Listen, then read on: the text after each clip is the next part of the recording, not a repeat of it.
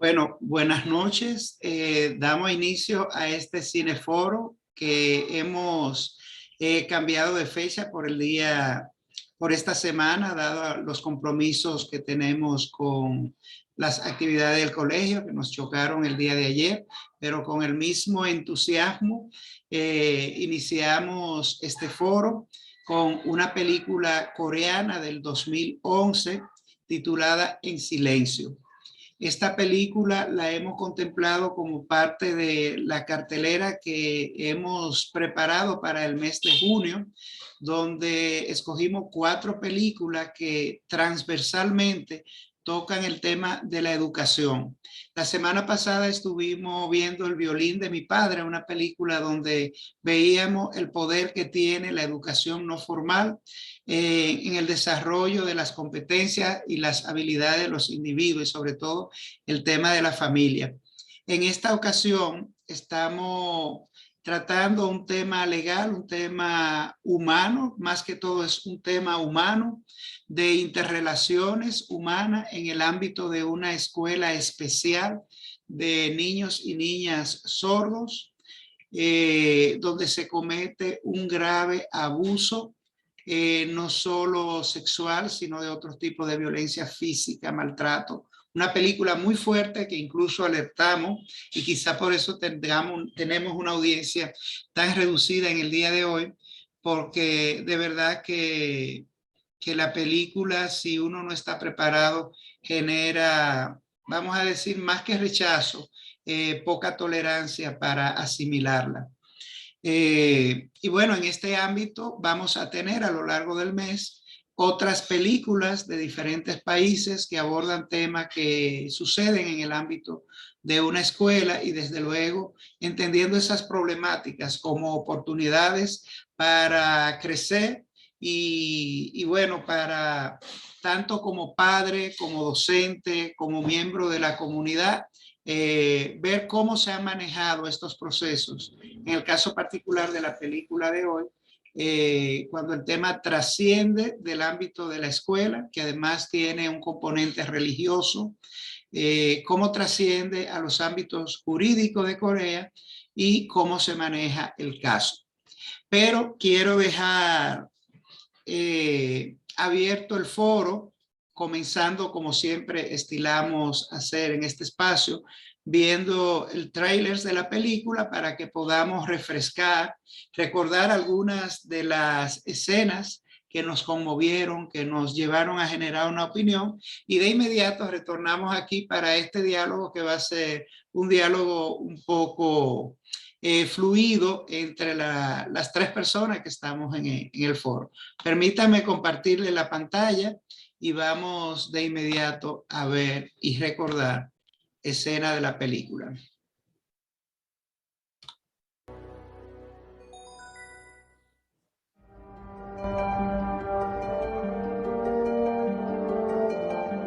이런 학교 처음이시죠? 안녕. 여기 애들을 보통 애들이랑 똑같이 생각하시면 안 돼요.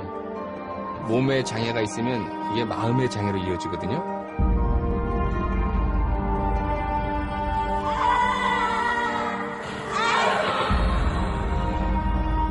여기 애들은 심심하면 막 이상한 소리를 지르고 놀아요. 자기네들 귀에는 안 들리니까 일부러 더 그래. 때려요? 장애 아들을요? 이건 차별이 아니라 폭행이에요. 그날 방과 후에 운동장에 놀러 나갔습니다. 교장 선생님이 들어와서 다른 사람한테 말하면 죽여버릴 거야 라고. 아이들이 학교에서 그런 일을 당했는데 도대체 이게 누구 소관이란 말이에요? 그 사람들 어떤 사람들인지 알아? 돈 받아먹고 팔아먹는 놈이 좋은 놈인 줄 알았더나. 얘 그런 일 당했을 때 나 아무것도 못했어.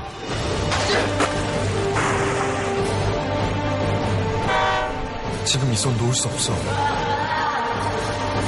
의사!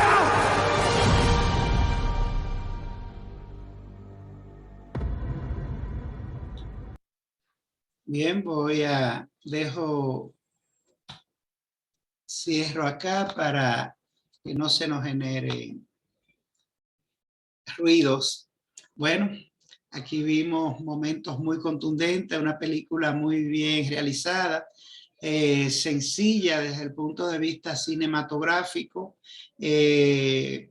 tomas muy justas, una edición impecable que facilita la comunicación, increíble cómo se generan las conexiones entre el presente y el pasado, sin caer en esa estrategia del feedback de que estoy pensando, paso del presente, y muchas veces la estrategia manoseada de que lo que está en pasado cambia de color, lo ponen en blanco y negro. En este caso se hace con una agilidad interesante el manejo del sonido, por ejemplo, en el momento que la niña como testigo está por medio de la traducción del lenguaje de señas, comienza a recordar con el sonido de la cinta, se entra a la memoria, y así en diferentes momentos. Creo que la película desde el punto de vista cinematográfico es modesta, pero muy bien lograda e impactante. Quiero comenzar con una frase que me quedó de una película que ahora no recuerdo, que establecía lo siguiente: para que se dé un abuso tiene que haber una relación de poder. Y ese poder muchas veces está sustentado en cuestiones de sobrevivencia básicas de las personas que son víctimas, como es el caso de esta escuela, una escuela de niñas y de niños huérfanos, donde la orfandad, volvemos al tema de la orfandad que vimos en la película anterior, pone a estos niños en vulnerabilidad porque primero no hay, toda la confianza está en manos de las personas que lo están manipulando, incluso los derechos, la protección, y automáticamente se permite este juego que lleva a la explotación a la que fueron sometidos. Nada, me gustaría que una de ustedes, no hay que levantar manos, sencillamente abren sus micrófonos y comenzamos este diálogo, a ver qué le conmovió, qué fue algo que le llamó la atención y cómo podemos seguir hilvanando este foro. Buenas noches. Buenas noches, Tamara. Adelante.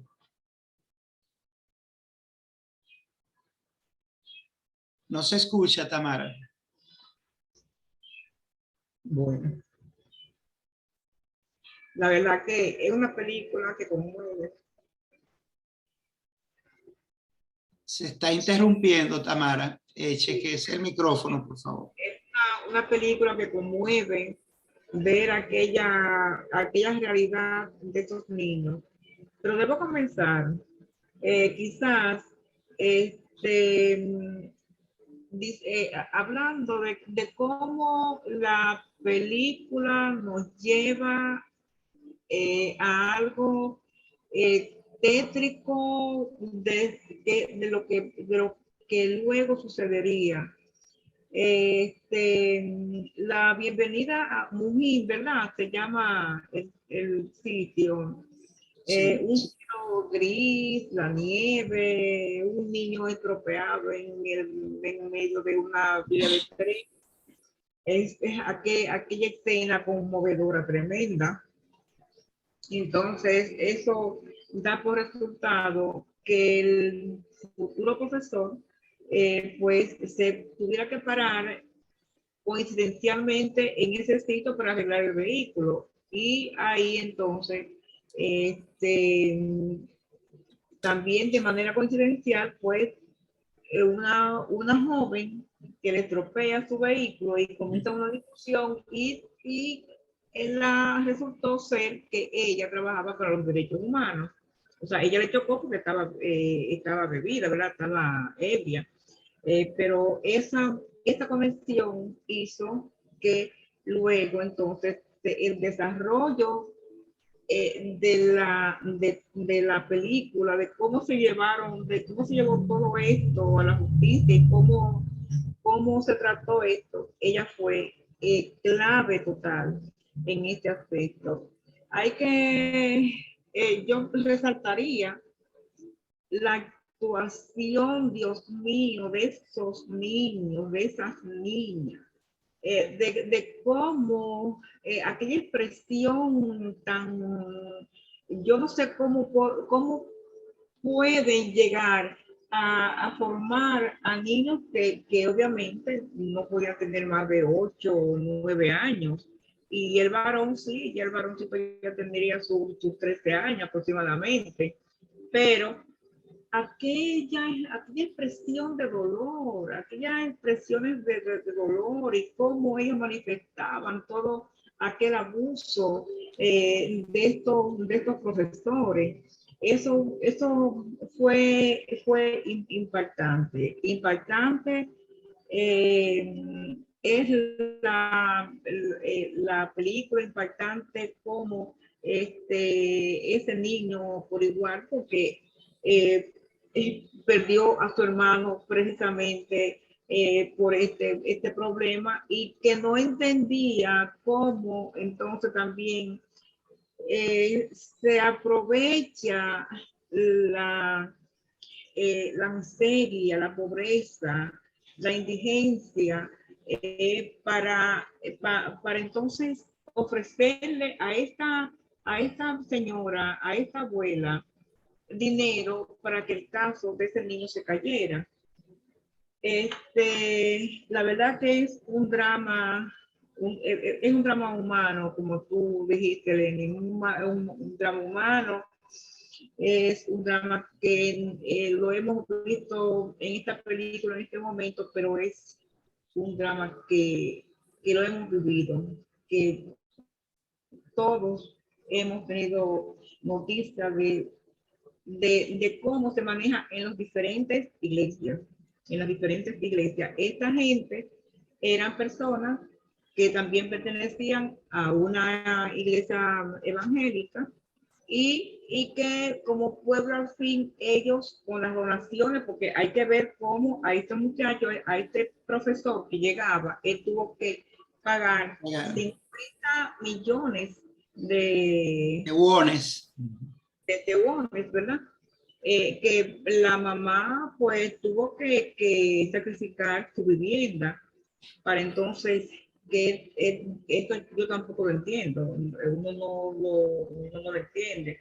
Y el caso es que entonces esta gente ayudaba, los dueños de ese colegio, ayudaba desde el policía hasta las ceras mayores, de manera que tenían todo el apoyo de esto y era como si fuera casi increíble y hasta hubo manifestaciones cuando hubo el juicio.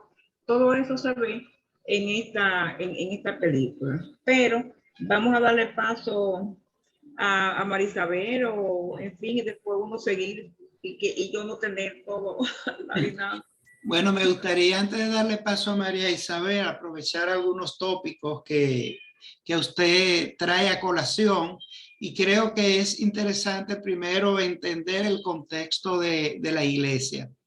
Las iglesias cristianas en Corea, un país que su religión tradicional fue el chamanismo, desde luego, y eso tiene que ver con ese fenómeno que se está viviendo no solo en Corea, en Japón, en China, Taiwán, de la occidentalización de las culturas orientales.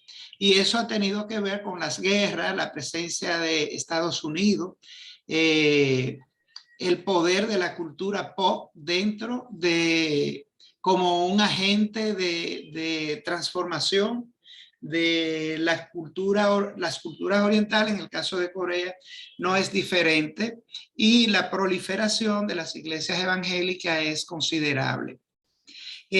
Al igual que a usted, a mí me costó un tiempito entender por qué él tenía que dar esa suma de dinero.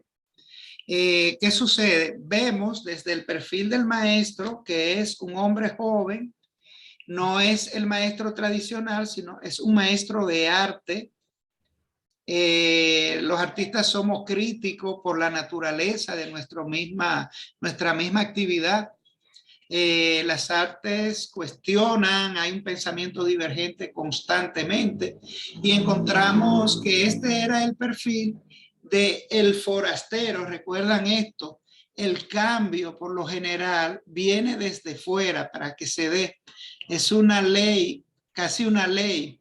¿Por qué? Porque el que está dentro del sistema está manipulado, está condicionado, y aunque vea, no va a actuar como lo que pasaba alrededor. No era que esto se hacía con todo el hermetismo del mundo cuando hay una niña que la están violando en un baño y el policía lo escucha y este hombre que es nuevo le llama la atención, se escandaliza, pero el policía le dice, no, ellos hacen mucho ruido.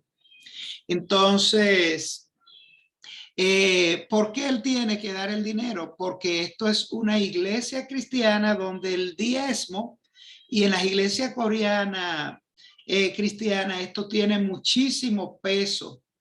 Lo sé por experiencia de iglesias coreanas aquí en República Dominicana, la responsabilidad y lo legal que son con ese diezmo en función de sus ingresos. Entonces, ¿qué sucede? Él entra, miren, ya aquí vemos que hay un componente de corrupción porque él no entra por un concurso, él entra por una recomendación y comenzamos a identificar ahí un componente de nepotismo. Y es esta acción lo que justifica la reacción de quienes lo recomiendan, pasando mano y casi sobornándole, devolviéndole lo que él dio. Pero eso que él dio es como una especie de peaje, pero explicado en el contexto de la iglesia como un diezmo acumulado que él nunca dio, como no pertenecía a la iglesia. Era una manera de justificar, bueno, ya tú eres uno de los nuestros. Una suma que él no tenía y que, como dijo Tamara, su madre tuvo que endeudarse y con la aspiración de que su hijo ya iba a entrar en un sistema como maestro e iba a resolver una necesidad familiar que implicaba a su hija, que en un momento también la usan como chantaje. Entonces, es un entramado de un evento que no es nuevo. Ahora, no es nuevo, en este caso hablamos de una escuela cristiana, evangélica, pero sabemos que esto ha pasado no solo en los ámbitos académicos, católico, evangélico, anóptico, pero también que se da en los ámbitos deportivos, en todos los espacios, los artísticos, donde ha habido jóvenes, donde hay interacción con jóvenes, que se dan vulnerabilidades que los exponen a todo tipo de eventos como este y de otros tipos, y sobre todo, que no decir de la calle, de los niños en orfandad que viven en la calle, a los diferentes tipos de situaciones que incluyen utilizarlo como agente de contrabando, como mula, explotación sexual, prostitución, maltrato físico, trabajo infantil de altísimo riesgo, etc. Pero en este caso, una película que es parte de un hecho real y que a la vez se basa en una novela que fue muy exitosa, de Crucible, de una autora coreana, Go Jin-chung, y que fue llevada al cine en el 2011. Entonces, con esta primera mirada, quiero darle paso a María Isabel para que nos aporte y podamos continuar con este foro. Adelante, Gracias, María Isabel. Lenín. Gracias. Bueno, en cuanto a la película en sí, me pareció muy buena la actuación de los protagonistas y de los niños sobre todo. Es increíble cómo ellos pudieron personalizar ese dolor y ese abuso, y me pareció excelente, sobre todo de los niños. Muy bien lograda, con el poco conocimiento que tengo de cine, pero me pareció que estuvo muy bien lograda la película. Y en cuanto a lo que me produjo sentimiento y todo, el dolor que uno siente al ver que eso es una realidad que no solamente es actual, sino que en todos los tiempos ha sucedido. Y sentí al final también la misma impotencia que sintió el maestro y la muchacha, la que trabaja, la activista. Esa impotencia que no me dejó satisfecha porque no hubo justicia hasta el final. Entonces eso me desencantó muchísimo, porque yo pensé que iba a triunfar la justicia en ese caso, pero quedaron libres los dos, los gemelos. Entonces yo pensé que ellos iban a quedar en la cárcel, o que habían quedado. Ahora no sé qué hechos de la película son apegados a la realidad, lo que sí sucedió, porque yo tengo entendido que en películas que están basadas en hechos reales, para hacerla más espectacular, o no sé, o más impactante, le agregan algunos hechos, ¿no? Pero eso no sé si tú lo sabes, Lenín, de que si en realidad se le dio su merecido, su castigo a esta gente, o hicieron de la suya.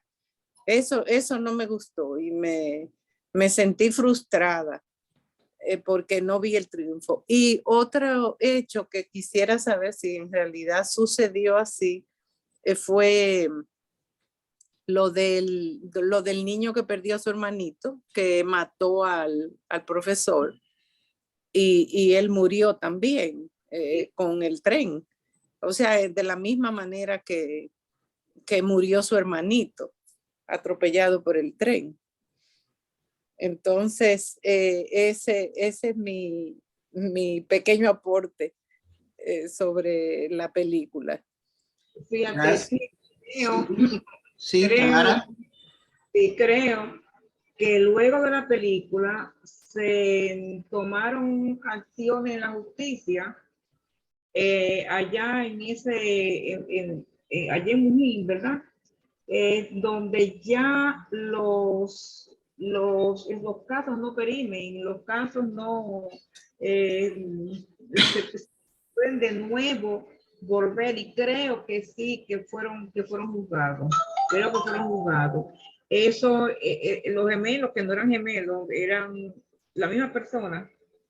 Me apagaste el celular. La misma persona, no eran en realidad gemelos, y yo lo buscaba, y yo decía, pero ¿cómo es que el ojo es así? ¿Cómo que es así? Después yo supe que no era, que era la misma persona. ¿Cómo pueden hacer ese juego tan perfecto de niño? Bueno, esos son detalles de ediciones, pero en la historia sí eran gemelos. O sea, lo que la historia estaba contando eran que eran gemelos, y habla del tema del nepotismo a nivel de que era una estructura familiar, lo que explica también que se encubrieran. Incluso en una parte de la película se insinúa que la esposa del director podía saber sobre esto, y que incluso él pudo haberle pedido que desapareciera evidencia. Como, bueno, en base a su pregunta, es un hecho real que se documenta primero a través de una novela y que después se lleva al cine. No hay muchísima información de la película, aunque sí del evento, porque fue un hecho periodístico prácticamente reciente. el drama realmente de la película, porque están todas las evidencias, es cómo el tema de ser políticamente correcto, incluso llegó un momento que llamó mucho la atención cuando el protagonista tiene las primeras informaciones que va a hacer la denuncia. Él entiende que yendo al Departamento de Educación, con eso era suficiente y que ya él iba a tener un caso abierto. Con la frialdad apegada a la ley que esta mujer le dice, pero vamos a ver, ¿esto sucede en un horario de clase o sucede después de la hora del colegio? O sea, a ella no le importa si se está acabando el mundo cuando las cosas pasan, porque es una escuela de interno que la regulan, como ella le dijo, no, ya eso no es pertinencia de nosotros, si no pasó en hora de clase, eso es pertinencia de la municipalidad. Además que yo entiendo que el soborno, el boroneo era general. Y ahí todo el mundo tenía que callarse la verdad de lo que estaba sucediendo ahí. Ahí eso era lo mejor, la mejor escuela era esa. Sí, Y súper reconocida. la otra muchacha, la cómplice, la que estaba en el lavadero, Sí. a ella no la juzgaron, ella quedó suelta. Sí. Sí, a ella no la juzgaron, pero la involucraron. Y bueno, y aportando a todo esto que ustedes dicen, ya cuando se lo llevan, incluso el oficial que se lo lleva le hace recomendaciones de cómo manejarse. Y él le dice, no se preocupe, que yo tengo amistad en todas las instancias. Entonces, se está hablando de un sistema de corrupción, no solo en el ámbito de la escuela, sino en los otros entornos que fueron frenando el que la investigación se diera. Entonces, nos encontramos con un proceso que el primer opositor que tenía eran las leyes, cómo estaban establecidas. Y había un tema ahí con la edad de la niña. Me llama la atención cómo se enfocaron, y eso era un poco de debilidad que vi en la película. En un momento estaban centrados en un protagonismo en el niño y su hermano, en otro momento en el caso de la niña. Bueno, eran los dos testigos más fuertes que tenían, pero entendía que debió de manejarse un poco como más integral, que se sintiera que era un solo caso y no dos casos disgregados, porque en algún momento como que uno de los casos dejaba de tener interés y el otro entraba en el spotlight para que se destacara. Entonces vimos los dos dramas, el de la niña, que por su edad ya entraba en una condición de que si por su edad la familia podía negociar, y se dio el caso que ya Tamara mencionó, de la abuela que por las necesidades, y se presenta todo el panorama, con un miembro, el único miembro de la familia que vive es un vegetal,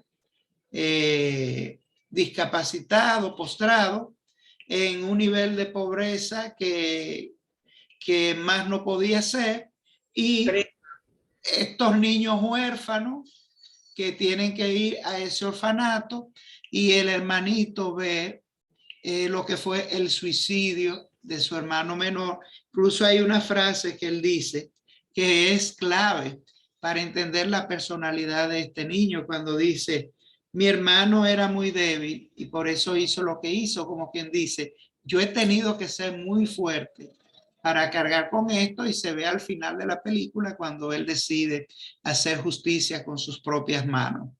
Y termina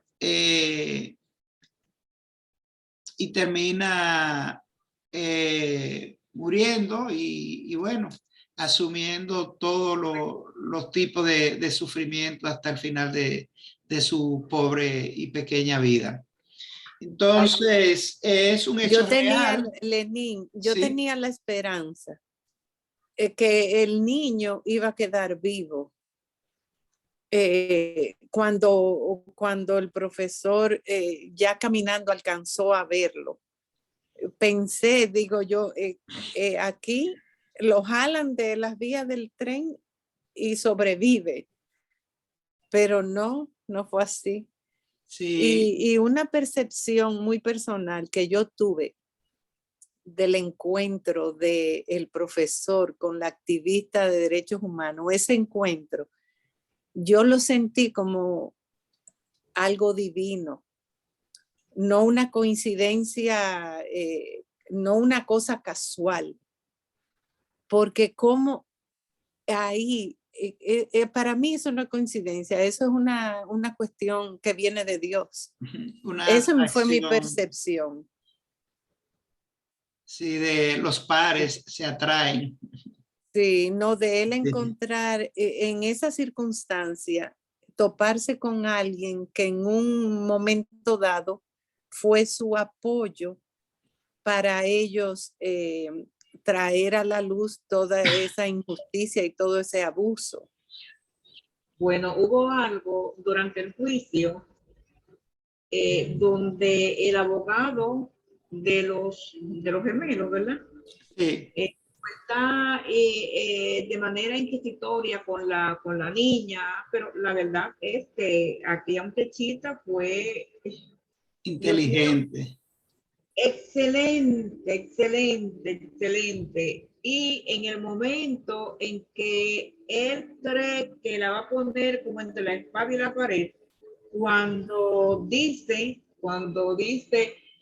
ella dijo que oyó una música muy tenue, entonces, y él, el abogado, le dice que usted ve, magistrado, que cómo puede una persona, si es sorda, cómo puede. Entonces, ahí le hacen la prueba, y cuando le ponen la música, y ahí ella con la, mira, yo estoy erizada. Sí. No, y la otra parte de que cuando la ponen a prueba, de cómo ella lo distinguía si eran gemelos. Y ahí ella recurrió a lo de la señal y a la Sí. reacción de uno y de otro, ¿entiende? Entonces la niña es sumamente inteligente. Coincido con ustedes en la gran capacidad de la actuación de estos niños, porque no solo en este caso ellos están usando prácticamente un recurso corporal porque no tienen el tema de los diálogos orales que ayudan mucho a una actuación. En el caso de ellos, solo con las señas y el lenguaje corporal, lo que los reta más. Indiscutiblemente una gran dirección. Ahora, a mí sí me llamó la atención y bueno, esto ha pasado en muchas películas de este tipo. Yo pienso primero en los padres de estos niños en la vida real consintiendo esos niños para hacer esas actuaciones y el coaching que debe de haber a nivel psicológico para que ellos se enfrenten a esas escenas, cómo lo preparan y pienso que debe de haber un gran trabajo. También me llamó la atención porque uno piensa en Corea como un país muy desarrollado, los problemas con las leyes, o sea, las debilidades con leyes en el siglo XXI. En este caso, esa ley. La reforzaron, sí, claro. Sí, y desde luego, a nivel de procedimiento, que están hablando de abusos de menores y están nombrando, o sea, se dicen los nombres, se presentan los niños en el juicio, o sea, cosa que sabemos se maneja por protección a los niños, por confidencialidad y otro tipo de garantía de seguridad para ellos. Vemos que en este caso los exponen sin encubrirlos y se dan todas las informaciones sobre ellos en tiempo real y en presencia de todo el mundo. Sí, que fue a control remoto. perdón.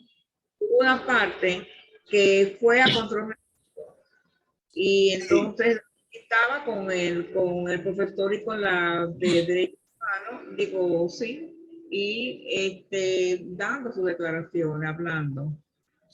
Bien, también Tamara aportaba el impacto de la película El caso, como vimos, se manejó, incluso ellos celebraron con mucho morbo, una celebración que confirmaba todo ese salvajismo que ellos escenificaron y que habían encubierto.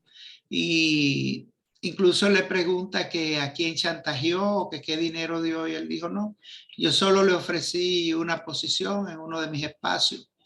O sea que la manera como ellos celebraron, cómo el juicio lo favoreció, reafirmaba todo lo que habíamos visto y generaba esa impotencia. Ahora, cuando la película sale a la luz en el 2011, como vimos, una reacción dogmática de la iglesia cuestionó que se permitió hacer la película porque entendían era difamatoria cuando ya había una sentencia a favor de los acusados, pero el pueblo se tiró a la calle. Recuerdo ese evento. Bueno, la mamá de mi hija es coreana y recuerdo esa época que se dice ha sido uno de las manifestaciones sociales más grandes de la contemporaneidad en Corea.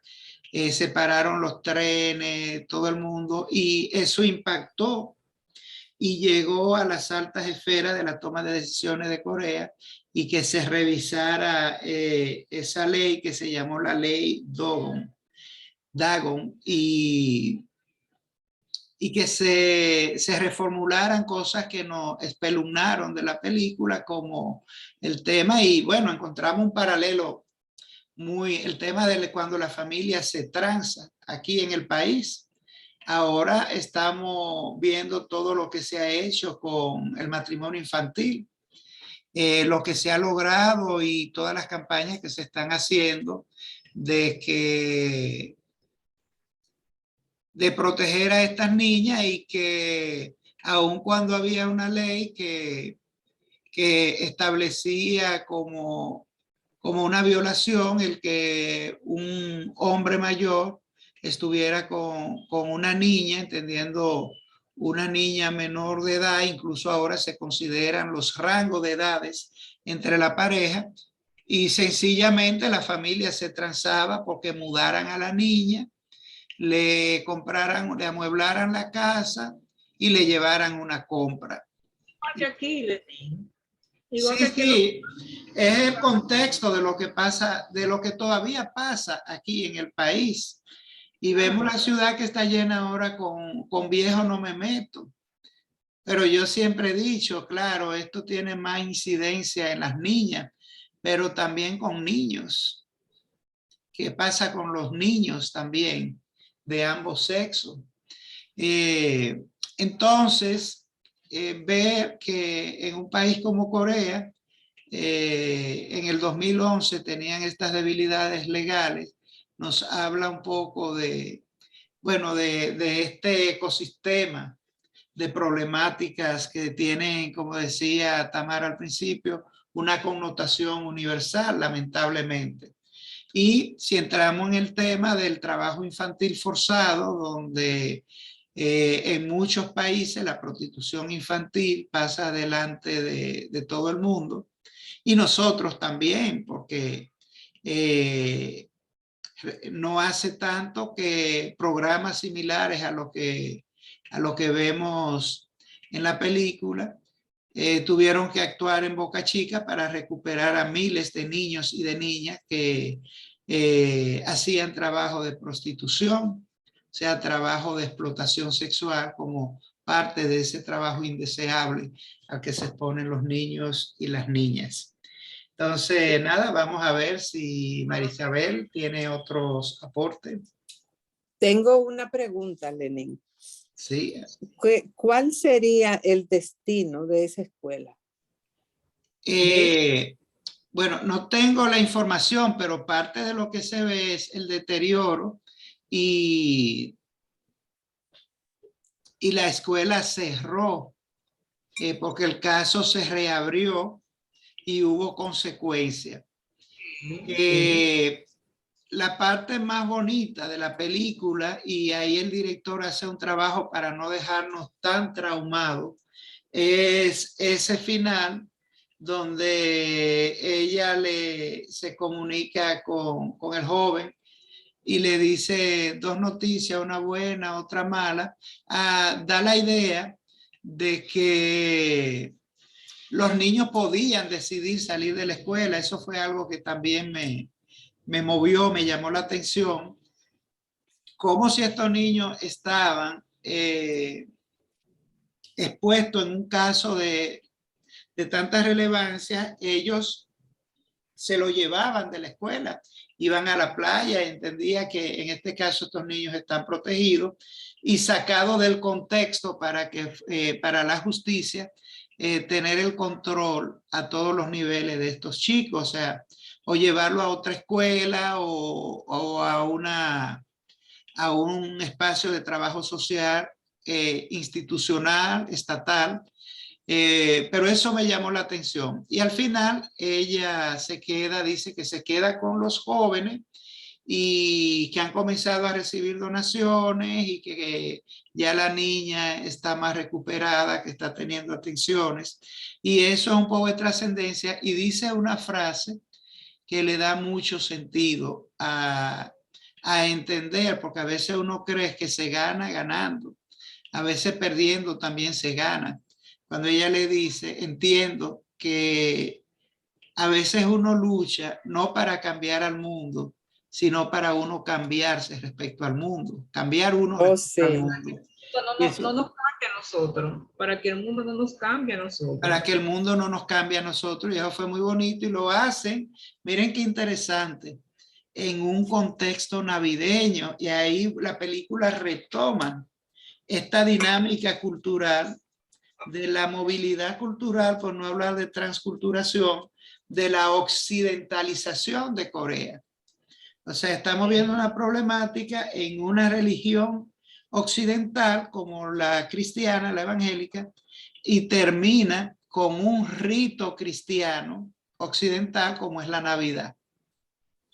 Entonces, la dirección es circular y muy coherente respecto al discurso que quiere proponer.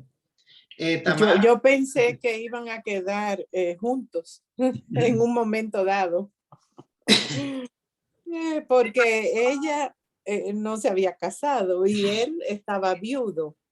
Entonces me quedé esperando también el que saliera la niña a escena en algún momento, al final, la hija.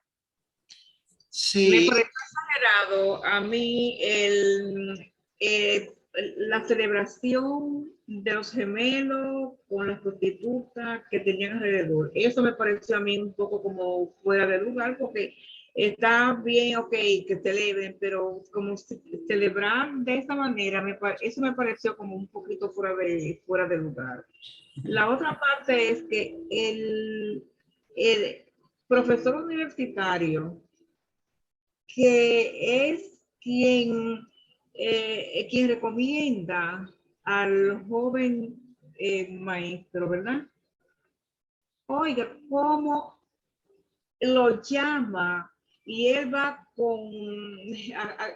asiste a aquel llamado y cuando alcanza a ver al bendito abogado, de qué manera este muchacho reaccionó y cómo le ponen la maleta así, porque eso es algo que nosotros hemos vivido. El hombre del maletín. Eso es algo que hemos vivido. Y cómo este muchacho, qué bien trabajó este muchacho, con qué altura y esa paz, porque dentro de él bullía todo aquel desastre, pero él iba con aquella tranquilidad, aquella paz, pero por dentro. Fue algo, mira, espeluznante, maravilloso, porque tanto las niñas como él transmitieron todo aquel sentir. La amiga era medio orgullosa, medio... Bueno, ella fue la clave para que todo esto entonces se fuera llevado a la justicia. Y esa frase que tú expresaste, la última parte, que dice que la razón por la que peleamos no es para cambiar el mundo, sino para que el mundo no nos cambie a nosotros. Ojalá eso lo podamos asumir, pero la verdad que estamos en una sociedad donde los valores están muy trastocados. Sí, bueno, una parte de los logros de la película es la construcción de los personajes, lo bien delimitados que están y cómo sus perfiles psicológicos nos permiten codificar y entender cada una de las acciones de los personajes. Ese contraste entre la chica que es impulsiva, polifacética, multitask, y él que es centrado, enfocado, reflexivo, y como usted dice, la respuesta, cómo da todas las respuestas, pero llega un momento en que el contexto lo lleva al límite, en el momento en que, por ejemplo, él le da, cuando ve que están abusando del niño y les rompe un tarro en la cabeza Sí. a esta persona. O sea que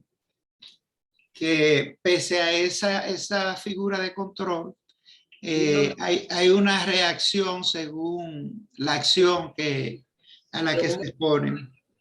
Eso era aquella mata que le lleva la mamá precisamente para llevárselo a los directores, a la dirección, ¿verdad? Fue la que usó entonces ya de un momento que desbordado aquello de todo lo que había visto, pero ay, Dios mío, no, esa película, la verdad es que es un tema dramático, un tema actual, un tema que ojalá esto se pueda erradicar, porque lo hemos visto en los diferentes, como tú dijiste, Lenín, en los diferentes iglesias, en las diferentes iglesias. Esto es impresionante, eso es la pura verdad. Así es. Y bueno, el tema de la orfandad tiene que ver mucho con esto. Hemos hablado de que, por ejemplo, las películas infantiles, para que haya heroísmo, el niño sale de la casa y ahí viene el tema hasta que, y la famosa frase que tiene mucho sentido cada día más, de los hijos que es hijos de padre, huérfanos de padres vivos, por ejemplo, en alusión a las responsabilidades de los adultos, los padres, los tutores, las personas que custodian los niños. Yo también pensé en una debilidad de la escuela y que tenía que ver con esa estructura, sobre todo cuando son estructuras familiares que se generan encubrimiento, en que si no se filtra a una persona que no es del grupo, porque él entró porque lo recomienda a alguien y ese alguien, dime con quién anda y te diré quién eres. O sea, él lo recomienda este profesor, pero entiende que podría ser una persona manipulable y que entrara en ese anillo, en ese círculo que yo tenía. Entonces yo pensaba en algo que sucede en los museos y que creo debe de ser clave en una escuela. Y ahí el peligro de que en las instituciones se contraten personas que sean familia. Y pienso en los museos, por ejemplo, los museos se cuidan mucho del tema del robo de piezas y hay unas estructuras a nivel de seguridad en los museos donde 3 autoridades interactúan, pero nunca las 3 interactúan al mismo tiempo. Por ejemplo, si el director tiene que por una u otra razón entrar a la bóveda donde se guardan las piezas de alto valor, no puede entrar solo. Puede entrar con el seguridad, pero el seguridad no puede entrar solo, el seguridad debe entrar con el curador. Puede entrar con el curador o con la directora, pero nunca solo. Entonces, es importante que la escuela mantengan esos criterios, esa diversidad en los espacios, de manera que todos se vean y todos se miren. Y esa divergencia que trajo este maestro que permitió ver, y él lo vio desde la actitud de los niños, porque cuando él llegó había un rechazo natural, porque ellos entendían este otro monstruo más que llegó, sabe Dios con qué patología, con qué manía agredirnos. Y ellos se retraían cuando él trataba de abordarlo, sobre todo no estaban tampoco acostumbrados a ese acercamiento sano que él sabía que lo propiciaba, pero que los niños, con todos los prejuicios que ya tenían, no lo podían asumir. Y el maltrato físico. Apoyando lo que le gustó a doña Tamara de la actitud del muchacho cuando lo llamó el maestro junto con el abogado para ofrecerle también un soborno. Sí. Esa integridad con que se mantuvo en todo momento. Entonces, uno dice, todavía hay seres humanos que no se doblegan, no dan su brazo a torcer y siguen el camino recto. Entonces, eso también me gustó mucho que lo trajeran a la luz, que sí. fue así, ¿no? Y bueno, ese punto es muy interesante que usted lo plantee, porque es la consumación de la conciencia moral. No hay conciencia moral si no se da ese debate moral que hasta Jesucristo fue tentado. Y no solo con este episodio, con algo mucho más cercano fue tentado a desistir cuando la mamá le dice, tú estás perdiéndote por esta niña, por este caso, pero ¿y tu hija? ¿Qué tú estás haciendo por tu hija? Sin embargo, vemos la coherencia, y esto es importante a nivel de los valores, la sostenibilidad, cómo se sostienen los valores, porque usted puede exponer un valor en una circunstancia, pero ¿qué pasa cuando el debate está por encima a las experiencias que yo he vivido? Y eso fue la grandeza de este profesor, que le da la connotación de héroe en la película. Un héroe no por las batallas físicas, sino por esa batalla moral que él vivió y esa convicción de que debía de luchar por estos niños y estas niñas.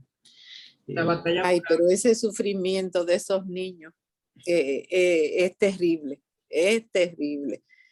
y hace que uno se sienta atado de manos, de no poder hacer nada ante todo eso y sucediendo eso también. Sí, bueno, y al mismo tiempo te presenta todas las características de una situación abusiva. Indiscutiblemente que no había interés en que esto se resolviera, había muchas personas, muchos sectores de poder. Hay que entender que la política de los países desarrollados tienen tantos problemas como lo de nosotros. Hasta qué punto hay autonomía de las instancias jurídicas respecto a lo ejecutivo, a los gobiernos. Y bueno, es parte del gobierno, pero cómo entran dentro de esos controles. No había voluntad para que esto se resolviera, porque como él decía, yo pertenezco a altas esferas, a las altas esferas del sistema.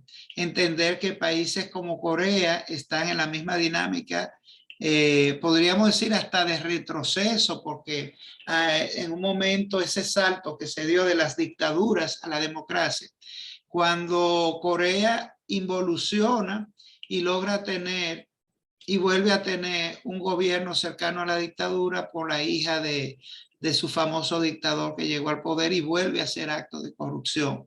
O sea que es un tema integral, global, que permite que episodios como este y otros que hemos visto en películas coreanas que siempre son fuertes, tratan temas fuertes y generan emociones que a veces no son aptas para todos los corazones.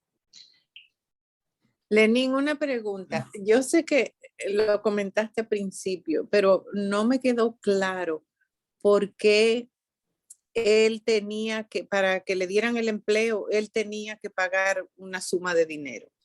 Bueno, que una iglesia cristiana, todos deben de ser cristianos, pero él no era cristiano. O sea, es una interpretación que yo hago. Entonces, para pertenecer, él debía de ser cristiano. Ahora, una manera de tú validar que pertenece es con el diezmo que se da semanalmente. Y eso es literal en proporción con tus ingresos. Entonces, él hace como un aporte. Y esa, como muchas otras instituciones de ese tipo, dependen de donaciones, en este caso del diezmo. Y en estas iglesias cristianas, se supone que la iglesia no es solo para reunirse a orar y para celebrar las asambleas de alabanza a Dios, sino que deben de tener un trabajo. Y ese trabajo se sostiene con las donaciones. Entonces, para él entrar al sistema tenía que hacer como un aporte de los diezmos que se suponía él debió de haber dado desde su vida adulta. Pero Entonces, en este sentido, el diezmo, tengo entendido que, como tú acabas de decir, eso es obligatorio. Eso es algo sí, obligatorio desde el más humilde que yo conozco, muchachas que trabajan en casa de familia, que pertenecen a iglesias cristianas, ese diezmo, aunque estén pasando hambre, aunque pidan, el diezmo lo sacan. Pero lo que tengo entendido de mí es que el diezmo se saca de lo que tú ganas, pero todavía él no había cobrado nada, o sea, él acababa de entrar, es decir, ¿cómo le ponen el mellizo, cómo le hace, le pone los 5 y él que no entiende por qué razón le pone la mano, le hace como, sí. dame 5, ¿verdad? Que entonces él no entendía. Esa parte ahí como que, bueno, porque ya después que tú cobras, entonces ya tú de lo que tú cobres, de tu ingreso, pues entonces el diezmo, que eso es obligatorio en todas las iglesias cristianas, no en la católica, porque la católica tú, la limosna, tú lo que sea que tú aportes, ¿verdad? Pero las iglesias cristianas, digo, los católicos somos cristianos, yo no sé tampoco por qué esa denominación así. Evangélica. De todas maneras, esa gente no manca con su diezmo. Ese diezmo es sagrado, sagrado, y ellos lo ven como una bendición y de cómo eso le trae a ellos más bendiciones y cómo las cosas la ven más claras, cómo se resuelven sus problemas, y esto es algo bíblico, porque la verdad que está en la Biblia. Eso yo lo he leído, eso está en la Biblia, pero nosotros los católicos no No manejamos es tan estricto. que no sea, por ejemplo, si el padre Santelice, que decían, sean, ¿cómo era que él decía? Generoso.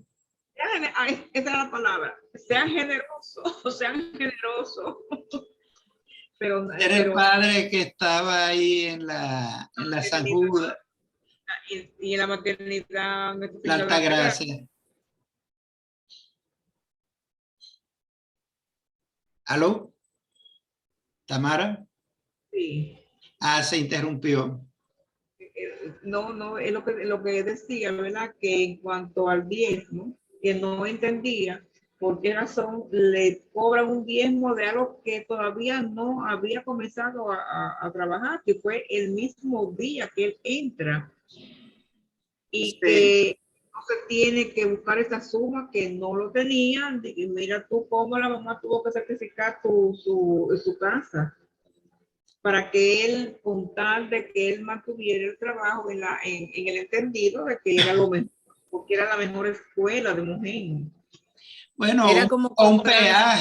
un peaje que por acá también tiene mucho sentido. Yo te consigo el trabajo y tú me das por adelantado de un avance de lo que tú aspiras a ganar, porque ya te estoy garantizando un trabajo estable, etcétera.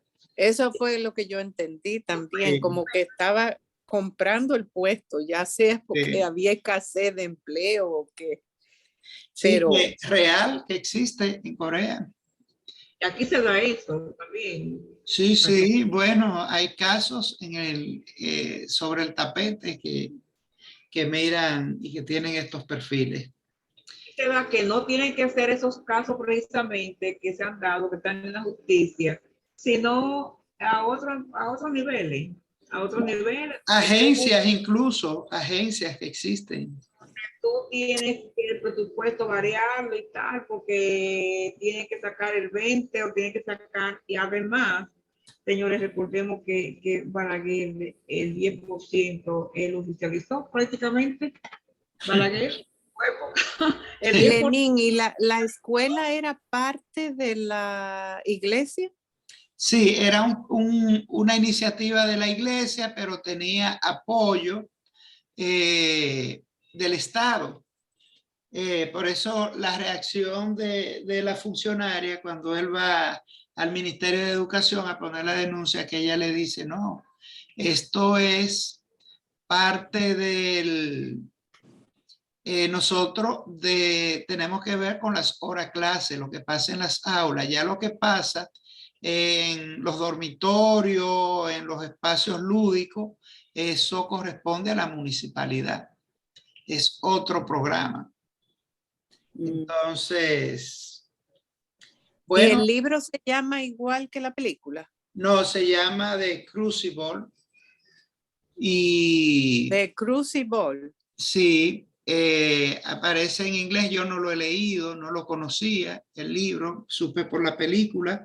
Lo que sí, a nivel periodístico tuve información de cuando sale la película, todo el revuelo que generó en dos direcciones, tanto de los sectores conservadores de la iglesia, que entendían que era una difamación, como por parte de la ciudadanía, que se empoderó y se tiró a la calle, generando una presión que en cierta medida fue exitosa. Bueno, perdón. No, te dije que entendí que gracias. Bueno, yo creo que modestamente, y siendo nosotros tres, hemos caminado sobre la película. Es un punto interesante. Nosotros entendemos que como comunidad educativa hablar de estos temas, el título tiene no hemos hablado del título, esa connotación, doble connotación, que incluso en el juicio se aprovecha como un argumento cuando el juez insistía en que hicieran silencio. ¿Cómo usted pide silencio si ellos son sordos y viven en silencio? Entonces, pero el silencio que muchas escuelas, por no verse involucradas, por no marchar la honorabilidad de su centro, por no verse en sistema engorroso, se callan y se le buscan soluciones amistosas que entiendo en perjuicio de las víctimas, que por simple que sea un abuso marca. Y en qué medida muchas escuelas, algunos casos han trascendido, otros no han trascendido públicamente, pero sí en los entornos, y cómo la misma familia no denuncia. Importante decir que la ley de educación no invita, hace como obligatorio que las escuelas denuncien. No es fácil, sobre todo por los temas de inseguridades y las pocas protecciones legales que existen para proteger a quien denuncia, pero todas las escuelas están llamadas a denunciar, ya sean casos que se den dentro de la escuela, en el ámbito familiar o en el entorno de los estudiantes. Y reciente de aquel comunicador famoso con esa niña, en fin. Pero oye, Lenín, yo pienso, tú acabas de decir que fue algo modesto, pero creo, que la película con tu anuencia, ¿verdad? Con esa dirección y esos conocimientos que a ti te adornan, gracias. hemos hecho la crítica de la película desde el principio y los puntos focales más importantes, porque no se trata únicamente de contar la película del principio hasta el fin, sino de su contexto, el contexto en general y las frases, ¿verdad?, que nos quedan como ese conocimiento y la explicación que tú nos has dado y que has respondido de manera satisfactoria tanto a las personas que estamos aquí en este foro, ¿verdad?, de este día, a una película con este drama tan terrible, tan tremendo, y ha sido totalmente desmenuzada desde el principio hasta el fin. Muy bien, ¿no? Y desde luego agradecerles a ustedes que han hecho aportes significativos de su sensibilidad y sus percepciones. Y de verdad que la he pasado muy bien, espero que ustedes también, como si hubiésemos tenido el auditorio lleno, porque sus aportes han sido muy relevantes. Así que muchísimas gracias. Yo quiero que me permitan, en representación de Cecil, compartirles lo que vamos a tener la próxima semana, entendiendo que ya estamos llegando al final de nuestro año fiscal escolar. En junio vamos a tomar vacaciones, unas pequeñas vacaciones. Espero que ustedes puedan seguir disfrutando de la magia del cine y que nos comenten las cosas que hayan visto mientras estamos de vacaciones. Pero hasta final de junio continuamos con nuestra programación. Permítanme compartirle la próxima semana. Estoy compartiendo, ¿sí? ¿Pueden verlo? Sí, sí. Sí. Bueno, seguimos con nuestro ciclo de cine y educación, la película francesa Mala Hierba. En este caso vamos a ver a dos maestros en el ámbito de una escuela francesa, tiene restricción 16 años y vamos a, en este caso ya dentro de la educación formal, ver el poder de la educación para transformar a los jóvenes, sobre todo jóvenes con diferentes problemáticas sociales, entornos culturales y procedencia. La magia de la educación para, a través de las estrategias que se implementan en una escuela, cómo se logra cambiar ellos como docente, como escuela y a los estudiantes con lo que participan. La próxima semana volvemos a nuestro calendario de los martes. La película está disponible en Netflix y el próximo martes a las 7:30 nos encontramos acá para comentarla. Lo más probable vamos a tener algunos amigos del ámbito educativo para que nos ayuden a analizarla y bueno, enriquecer este foro. Y el próximo miércoles 22 tenemos este encuentro Ciencia Ciudadana. Esto es algo muy interesante, nuevo, cómo sin ser experto tú puedes contribuir a la investigación científica, donde nuestra invitada Mirel Volcán, ella es economista en socioeconomía ambiental, nos va a hablar de su experiencia, cómo uno puede aportar a la investigación de la ciencia en cualquier ámbito. Por ejemplo, si usted mira que un ave migratoria llegó a su jardín, observarla, qué tipo de actividades tuvo, qué comió, qué tiempo estuvo, si usted identificó, grabó su canto, cómo usted en una plataforma que ella va a compartir puede hacer aporte con cosas aparentemente tan sencillas como esto, o creció una especie en su patio, o usted observó en el cielo una estrella que le llamó la atención. Va a ser sumamente interesante interactuar con Mirel Volcán, quien nos va a orientar, sin ser experto en alguna de las áreas de la ciencia, cómo podemos contribuir.